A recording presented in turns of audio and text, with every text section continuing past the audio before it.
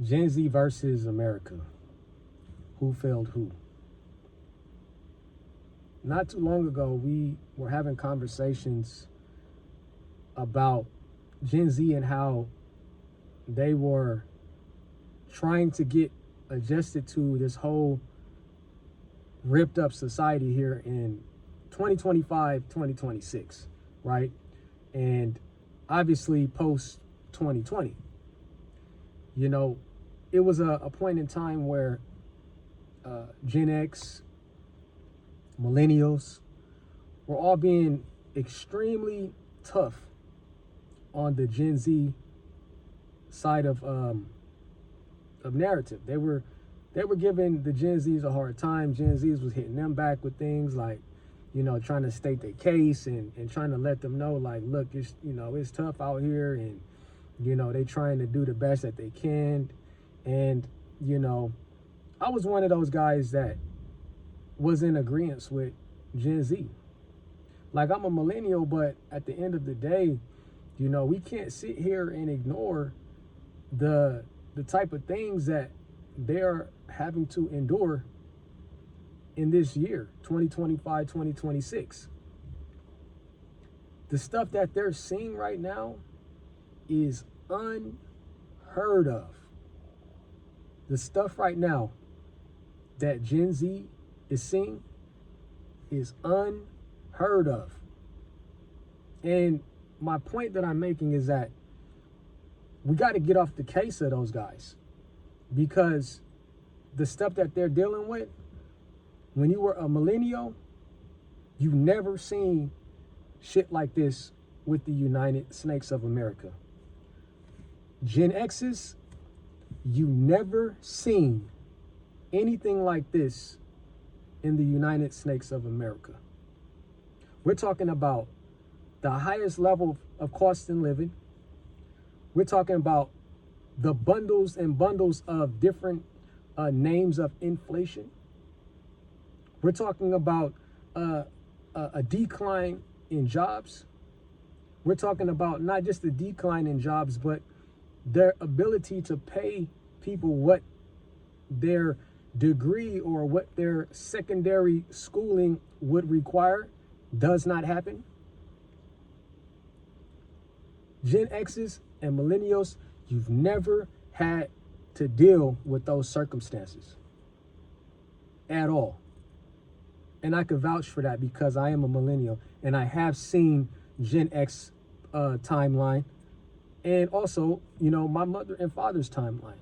And I can all respectfully say that that's never happened. Like, it's so crazy right now for these Gen Zs. You know, 1 out of every 3 adults is reporting, you know, anxiety and depression, right? More reports post 2020 of those younger generations reporting self-unalived events. Those type of things just show you exactly what they're talking about and exactly what I'm talking about. Because I had somebody in the comments not too long ago that got in my comments and said, stop crying and get over it. That's what they said in the comments. These are the type of people that you're dealing with on a regular basis, right? You either have the ones that are defending this society, this country, they're defending it, or you just got you got trolls. You just got straight trolls. You know what I'm saying? Like, stop crying and get over it. No, it's not stop crying and get over it. It's let the people know what's going on, and then at some point they may be able to address it. Because, like I said, America has failed the Gen Zs, and that includes the combination of the other generations prior to them, because, you know, you are a product of your environment, and as a previous generation, you are supposed to be building and building and building, so that way when the next generation comes, they can just go ahead and do their thing and try to advance society. But instead, all I heard was, oh, they too lazy, or, they don't want to get a job, you know what I'm saying? Or, they don't want to, do things the right way. They just want to, be doing TikTok and all of that, but they trying to find a way, you know what I'm saying?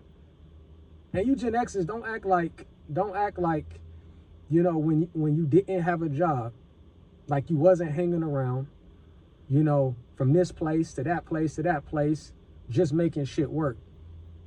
Because I remember back in the day, that's how it was. You can do that because at that time, gas prices was under $1.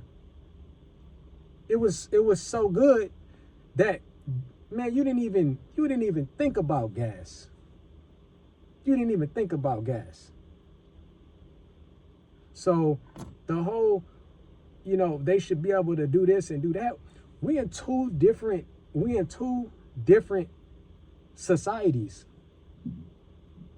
You got a madman that's creating war everywhere he goes, causing prices and stuff to go absolutely crazy. People sleeping in their cars.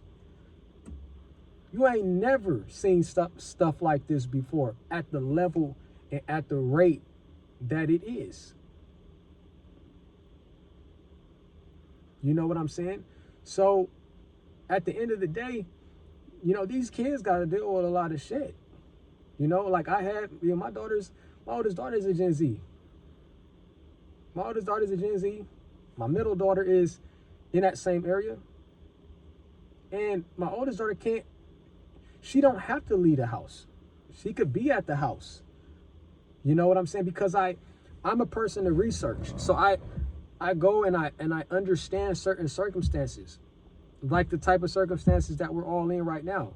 So I don't expect her to go and try to apply for a bunch of places and trying to get into one place and get into that place, get your credit a certain way. Because I know that with this whole bill to bill shit and check to check shit, I know how it turns out. And I would never want to put my kids in a situation where I know what's going to happen. Back in the day, the moms, will let their kids out, say, hey, go, what, about 18, you can go ahead and get your own thing going on. You know what I'm saying? But at those type of times and generation, it was different. People were a lot more cool with you. You know what I'm saying? So you could probably go and hang out on somebody's couch and shit for a little bit, and then bounce, do what you got to do. Get you a little job. And you off to the races. You know what I'm saying? But now you can't do that shit. Man, you fuck around and put in 2 weeks worth of gas, man, and your whole check is crushed. That's where we at with it. They even had there's a YouTuber on here right now, and I'm not gonna say his name. And the reason why I'm not gonna say his name is because I don't have to use his name in order to build my status. Because I know when I talk about things and I do these videos, I know people come so they can listen to what I have to say. I don't have to put somebody's name in there and break them down and beat on them so that way I could build my name up. That's not who I am. But there's a YouTuber out here that, he shares his life on the vlogs, right? And we all know when you share your life, you have to accept the consequences and obviously the comments and stuff that comes along with it. But he shares his life. He does a vlog. That's what he does. That's a part of his, of his lane. Okay. And you get a lot of, man, you go in his comment, man, there's so many assholes, man. Like I would have to screenshot this shit and then put it in my post so you guys can see it. It's so many assholes, and a lot of them are our people from our culture that treats them the way that the most disgusting way I've ever seen. Go through the comments, man. It's crazy.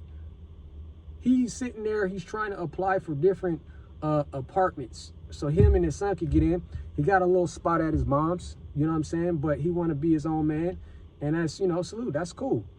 So he go around, he's trying to get different spots and stuff at different properties, and they are denying him. That's what they do. That's what they do. That's what capitalism and corporations do.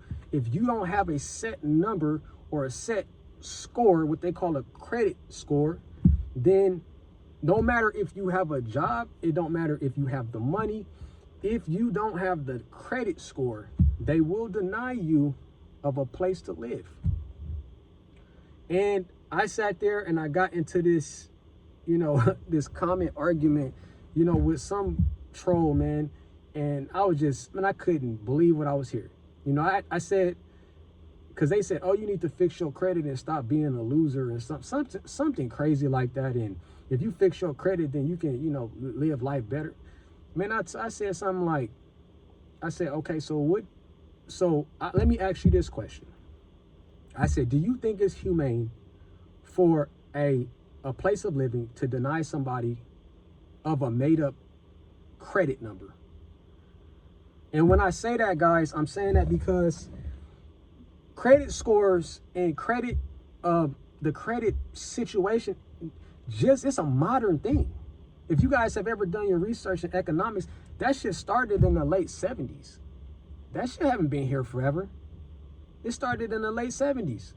And nobody's ever got taught even how to even work a fucking credit score, let alone a balance sheet. So you sit there and you talk like a dog to folks, and you act like you know what you're talking about and you don't. So I asked him, I said, listen, I said, do you think it's humane to deny somebody a place of living based on a made up credit number? And you know what they said? They said, yeah, you know, why don't he just go to a shelter? A shelter? You said him and his son should go to a shelter because he don't have the right credit number?